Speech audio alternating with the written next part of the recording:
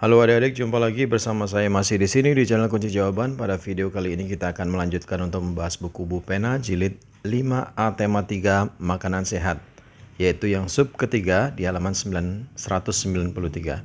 Untuk mempersingkat waktu silakan adik-adik buka halaman 193. Di sana ada ayo berlatih bahasa Indonesia. Seperti biasa adik-adik silakan baca dulu sebuah teks yang ada di kolom berwarna abu-abu ini. Kemudian saya langsung ke pertanyaannya. Nomor 1, apa isi iklan tersebut? Jawabnya adalah iklan tersebut berisi tentang minuman untuk mengobati sakit lambung, yaitu jamu kunyit. Nomor 2, apa produk yang diiklankan pada teks iklan tersebut? Jawabnya adalah produk minuman jamu kunyit. Nomor 3, apa keunggulan produk tersebut? Jawabnya adalah jamu kunyit ampuh mengurangi asam lambung dan bebas dari bahan kimia serta rasanya segar. Nomor 4, apa yang membuat iklan tersebut menarik? Jawabnya adalah gaya dan ucapan tokoh dalam iklan dalam kurung anak 1. Kemudian kita menuju ke halaman 195. Di sana ada ayo berlatih IPA. Nomor 1, buatlah kelompok diskusi yang terdiri atas 3 sampai 4 siswa. Kemudian amatilah gambar berikut, diskusikan mengenai hal-hal berikut. Yang A, apa pendapatmu tentang menu makanan yang ditunjukkan oleh gambar tersebut? Jawabnya adalah menu makanan pada gambar merupakan menu makanan yang bergizi, yaitu mengandung zat-zat yang dibutuhkan oleh tubuh seperti karbohidrat, protein, kalsium, dan vitamin. Kemudian yang B, pertanyaannya, menurutmu apakah asupan makanan tersebut dapat mempengaruhi kondisi organ pencernaan kita? Jawabnya adalah ya. Jika asupan makanan yang kita makan adalah makanan yang bergizi, maka organ pencernaan kita pun tidak akan mengalami gangguan. Itu pengaruhnya adik-adik. Kemudian yang C, jelaskan usaha agar organ pencernaan kita terhindar dari gangguan penyakit. Jawabnya adalah konsumsi makanan berserat, pola makan harus teratur, dan konsumsi makanan atau minuman yang bersih. Menuju ke halaman 197, di sana ada ayo berlatih masih IPA. Nomor 1, kelompokkan makanan dan minuman berikut yang baik dan tidak baik untuk kesehatan sistem pencernaan manusia. Yang baik dan yang tidak baik sudah saya tulis di sini adik-adik.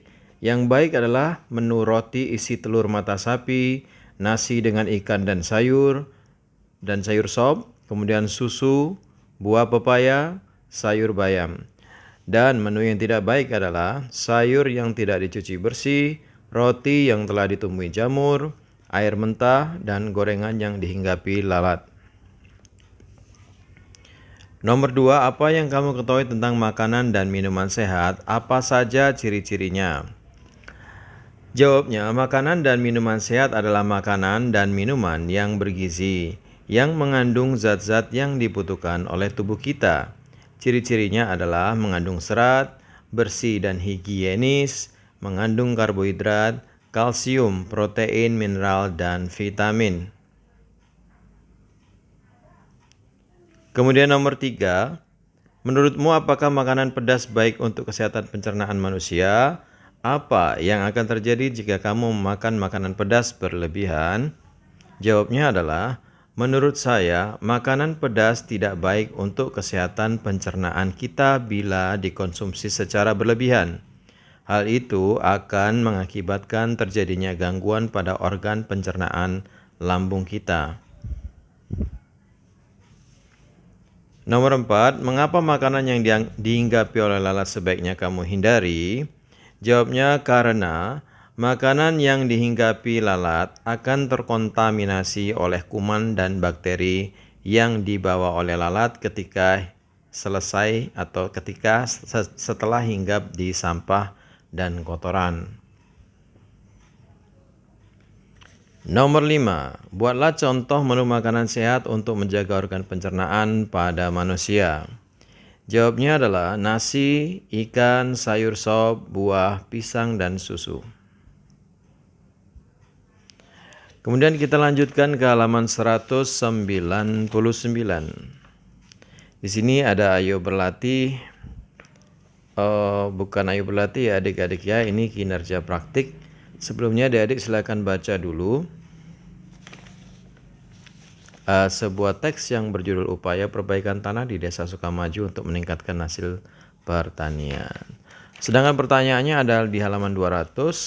Diskusikanlah hal-hal berikut bersama teman sebelahmu. Yang A, bagaimana proses pembangunan sosial budaya yang terjadi di Desa Sukamaju?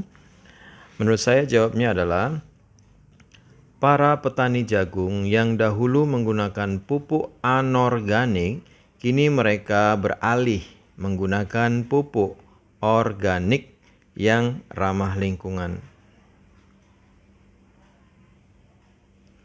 Kemudian yang B, bagaimana cara petani organik Desa Sukamaju mengatasi perdebatan mengenai proses pertanian organik yang diusulkan kepada kepala desa?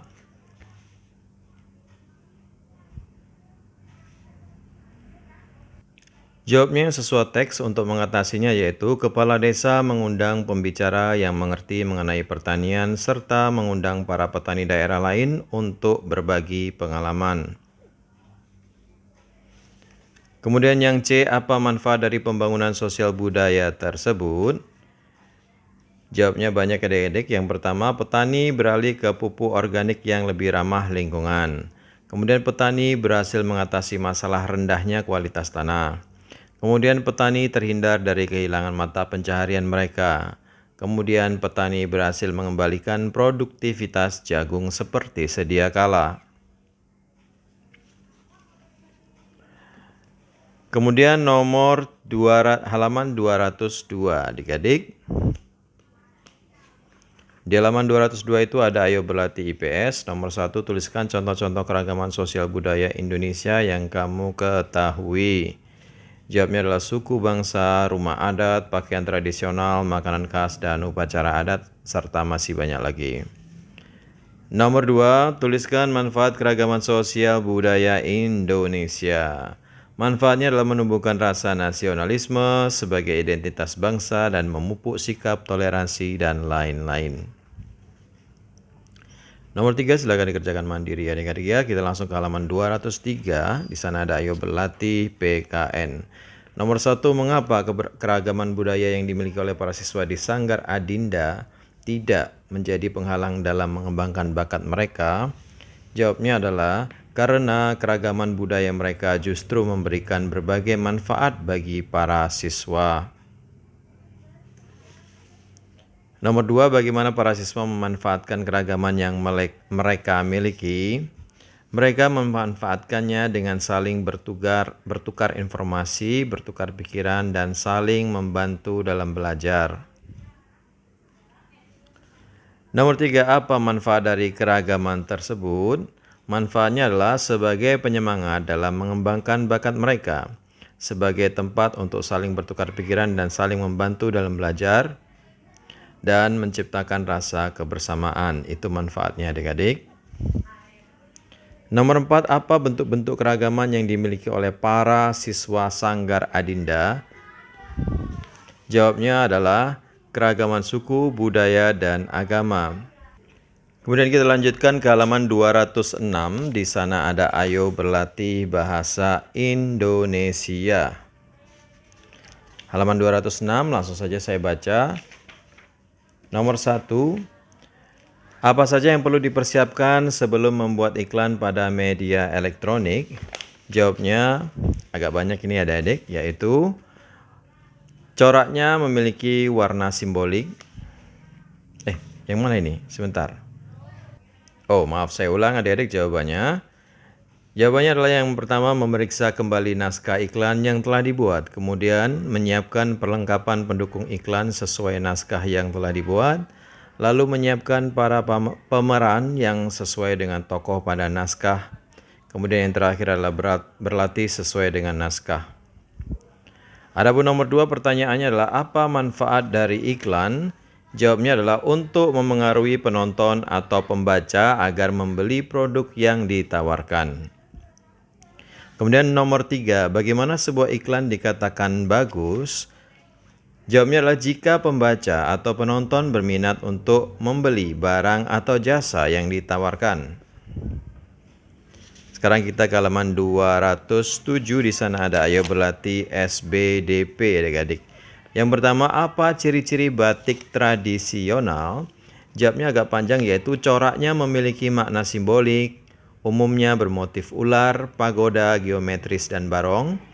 Warna cenderung gelap. Motif batik merupakan ciri khas daerah asal. Nomor 2, apa ciri-ciri batik modern? Jawabnya adalah coraknya tidak memiliki makna simbolik khusus, umumnya bermotif tumbuhan dan rangkaian bunga. Kemudian warna cenderung bebas, motif batik bukan merupakan ciri khas dari daerah asal. Nomor 3, jelaskan 3 teknik yang digunakan dalam pembuatan batik. Berarti jelaskan juga ya. Yang pertama adalah teknik tulis, yaitu teknik membuat batik dengan kain yang dihias dengan tekstur dan corak batik menggunakan tangan. Kemudian yang kedua adalah teknik cap, yaitu teknik menghias kain dengan tekstur dan corak batik yang dibentuk dengan cap. Yang terakhir adalah teknik cetak atau sablon, yaitu teknik mencetak kain sehingga memiliki motif seperti batik. Silakan di stop dulu videonya dan disalin adik-adik. Sekarang kita ke nomor 4. Nomor 4 silakan dikerjakan mandiri adik-adik ya. Ke halaman 208, di sana ada ayo berlatih PPKN. Nomor 1 saya baca soalnya, apa peran yang sudah kamu lakukan dalam sebuah kerja kelompok di sekolah? Tuliskan contohnya, pasti jawabannya berbeda-beda karena ini sebuah pengalaman pribadi ya adik-adik ya. Ya, mungkin salah satu contohnya adalah membersihkan ruang kelas, contohnya saat piket, dan menjadi ketua saat musyawarah kelas. Kemudian nomor 2, bagaimana cara menyelesaikan perbedaan pendapat dalam kelompok? Menurut saya jawabannya adalah dengan cara saling menghormati dan menghargai setiap pendapat, lalu memutuskan sebuah keputusan yang disepakati bersama.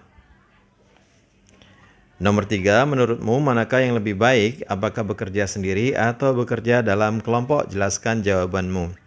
Menurut saya bekerja dalam kelompok lebih baik karena dengan bekerja dalam kelompok pekerjaan jadi lebih mudah dan cepat selesai. Sampai di situ dulu adik-adik perjumpaan kita pada video kali ini, semoga bermanfaat. Jangan lupa untuk diulang-ulang lagi pelajarannya ya adik-adik ya. Bagi yang sudah subscribe, terima kasih banyak atas dukungannya. Bagi yang belum, silahkan di subscribe jika video ini bermanfaat untuk Anda.